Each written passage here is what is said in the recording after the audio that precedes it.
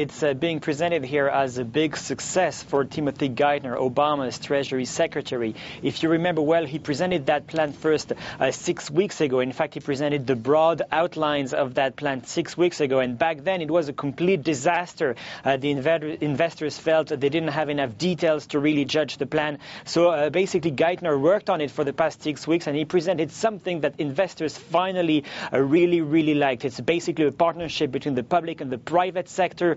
The government is basically going to offer really interesting loans to private investors so they can buy those toxic assets, and investors really love that because they're going to be able to buy those assets for really cheap prices. And guess who is taking the risk? The American taxpayer. So of course the investors really love that, and it's good news for Geithner, who basically is back in the game with this plan. Well, other good news for Geithner back in the game, to use your expression, Guillaume, is the fact that AIG bosses have said that they'll give back the money that they had given themselves for bonuses.